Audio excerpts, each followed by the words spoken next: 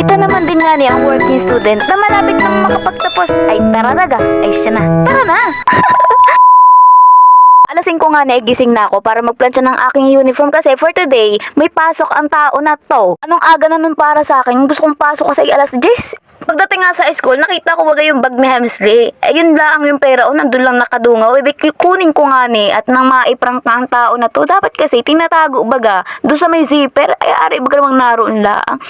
Ay tapos kumain na nga rin ako ng biskwit. Ay gustong ko dinudurog. Sinusuntok-suntok muna bago kainin. Ay kainaman ka na. Parang feeling ko mas masarap kasi siya kapag durog na durog. Hindi ko alam kung anong trip niyo. Basta yan ang trip ko. Pagbigyan na ay talaga. Ay nasa cream lab nga ni kami dito. Mas maganda dito kasi malamig. Tapos nga ng klase ay kami kakain. Ay ngayon hinahanap niya na ang kanyang kwarta. Ay hindi niya makita. Ay, hindi ko sinasabi. Ay talaga naman. Hindi ko sinasabi, bahala ka maghanap dyan. Burara ka talaga inuwa. Si Hamsta yan. Akalain mo ga naman ay sisihin niya pa yan siya yung kanyang katabi sa bus. Ay walang Diyo. Ay dinangutang na nga sa akin ng pampiling ulam. Sabi ko ngay ari na ang kanin, mabubusog ka rin naman. Bayaran niya daw ako sa Gcash. Ay sana all mayaman. Abay tinatawanan lang. Tawa pa yan siya na walang kanyang kwarta. Siya na nga ang bumili ng ulam namin. Ang paborito namin bilhin dito, yung imbutido. Kasi kalasa siya ng imbutido sa Mindoro. Parang alam mo yun, kapag nakatikman mo yun, maalala mo na sa Mindoro kalaang. Ay, yan na. Ay, sapat na sa amin yan talaga. Ayan. Kala mo malulungkot yung babae na yan? Ay, hindi. Ayan na nga.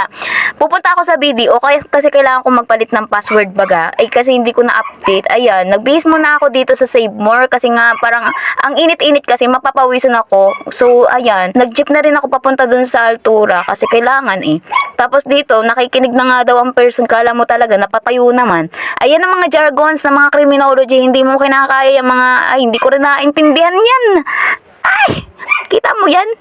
Nakikinig lang ang tao na to pero walang napasok sa isip. Marami ng achievement ang mga criminology dito sa Iris. Kaya kung gusto niyo mag-aral dito ay siya na for sige. Sumamba na rin nga niya ako ngayong gabi para magbawas-bawas ng mga hinain sa buhay naman. Hindi na para sabihin pa, naglakad ang tao na to. Kasi naman, may tricycle, ay walang driver. Ayun, pagkatapos ko nga sumamba, ay ako'y nagtinda na.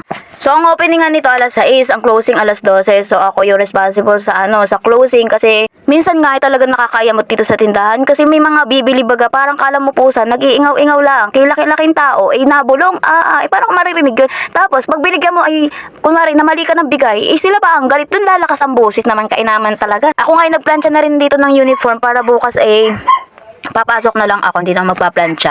Sige na, hanggang dito na lang. Ay siya na, bye-bye!